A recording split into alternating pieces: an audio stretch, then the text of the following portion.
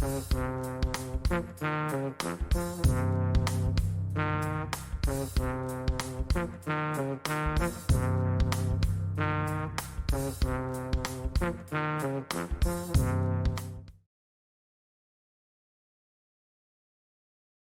goal has changed. I've come to realize no, it's not working that way. My goal is now to be the best human being I can be.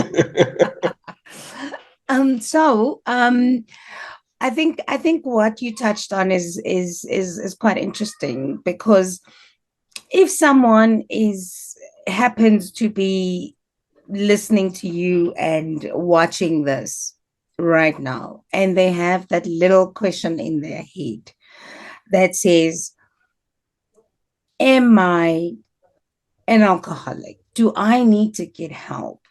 Why am I watching Otumi and Mr. D right now?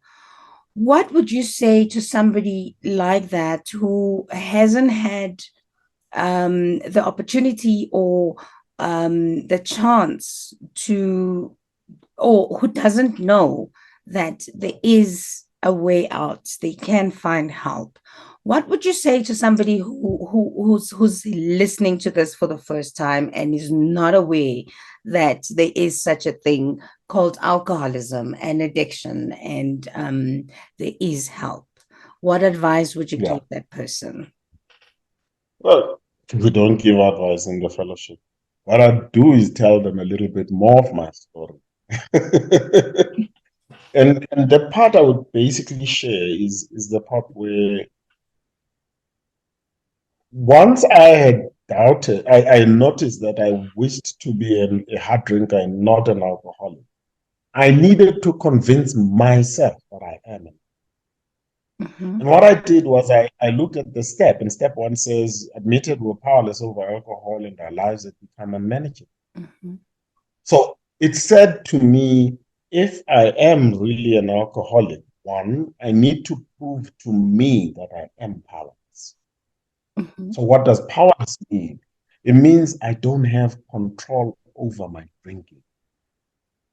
And I started going back and looking at my own drinking because it's my track record which gives me evidence. mhm. And I realized I never drank. I always went to the shebeen and said I'd buy two, and I got back at home at two. Each time I drank, the aim was just to remove the air, to get that sense of ease and comfort. But every time I drank, I could not. And that for me was very important because I started realizing every time I drink, I don't stop because I can't stop. I saw incidences. At one time, I was ready, I was taking my family to Gold Reef City, and we were ready.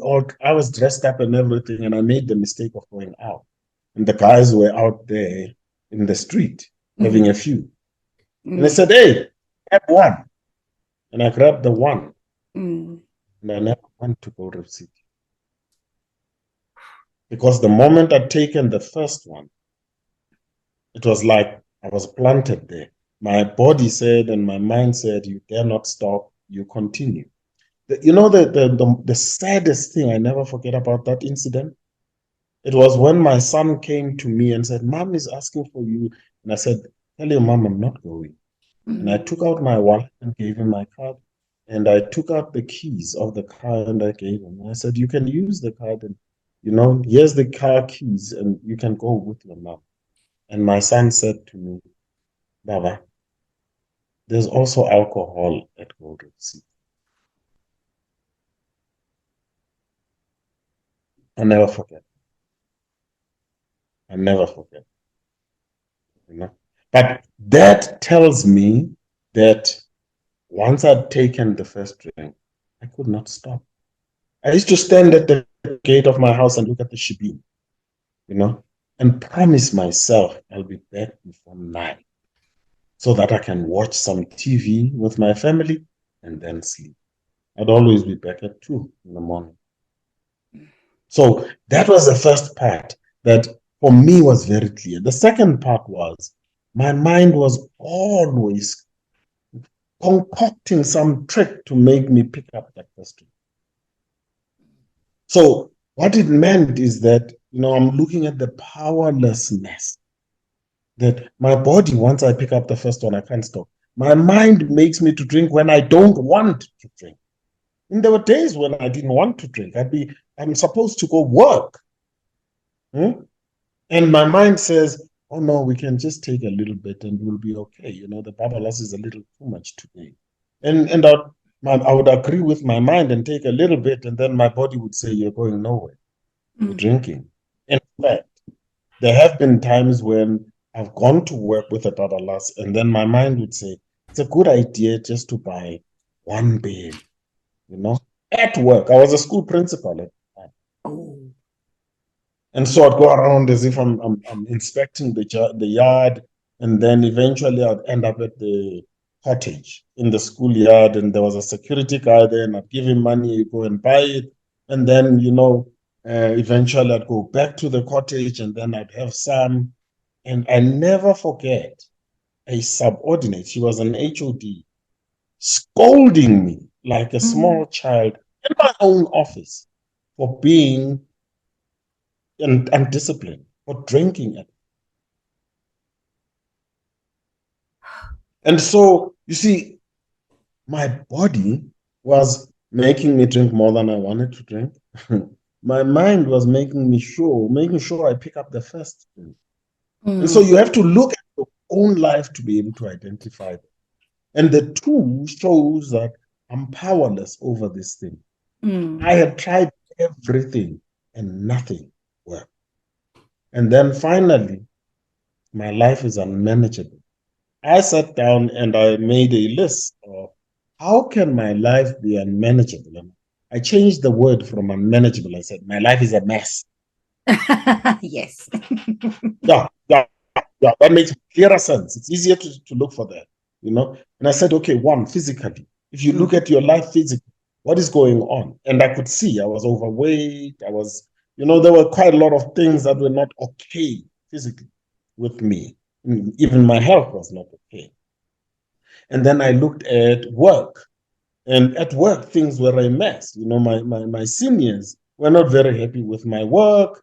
My Mm. juniors or my subordinates were not happy with my work. There were things that were said. In fact, eventually, 2 weeks into sobriety, they told it. Okay. Yes. And the interesting thing is that by that time, I was not drinking.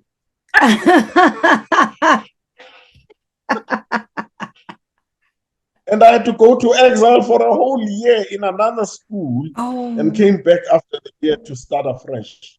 But by the time I left that school, they didn't want me to go because I was now a member of AA and I was a responsible member of society. So at work, it was a mess too. And then family, it was a mess at home, you know. My mom was always complaining, my wife was always complaining, my children, you know. And Mm. then I looked at So finances, my finances were a mess. Mm.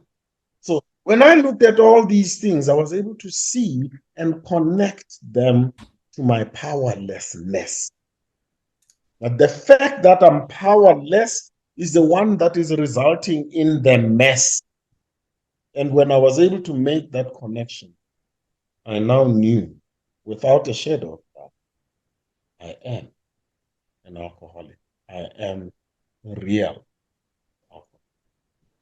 And so for a person who has doubts, there's only one thing that can prove to them Mhm. that the alcohol is their own track record.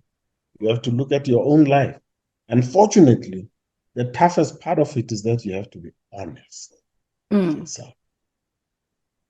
And that is difficult because we keep lying to ourselves.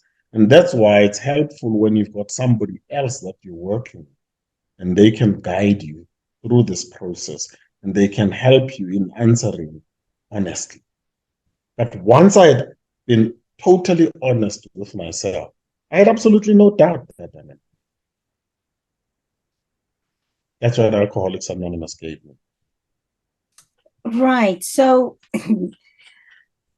now you are in recovery, and um, it's 25 years later. How do you, how have you found living without alcohol? How have you found living life, helping others stay sober? And what is it that you do on a daily basis that allows you to enjoy life and live life on life's terms? Maybe let's talk a little bit about the journey to where Mm-hmm. I am, because I can tell you where I am right now. I live in heaven. Yes. The big book talks about living in the fourth dimension of existence, Mhm, and and I know what they're talking about. The step nine promises. They talks. The step nine promises say before you are halfway through, you will know a new freedom, a new mhm, happiness. You will comprehend the word serenity, and you will know peace. And I can tell you, without a shadow of a doubt, that I know serenity and I comprehend peace mhm, fully. mhm, Journey that I've taken has put me there, but it's not been easy. mhm, So the first year I did my steps, basically the focus is on self. I had the pink cloud, so my head was up there in the clouds. I was a little angel because there was no problem in life, you know. I solved my problem. I stopped drinking, so the life did not have a problem.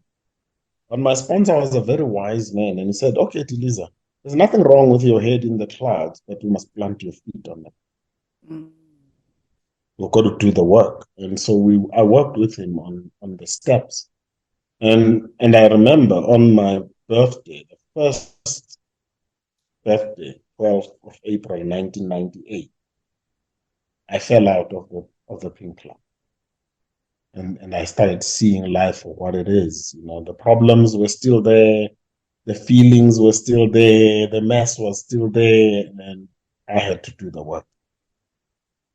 And particularly the first 5 years were very difficult. The first, from year two to year five, they were very difficult for me because my ego wouldn't just let go. mhm, But I was so determined. I was going to a meeting almost every day. I used to do 10 meetings sometimes per week.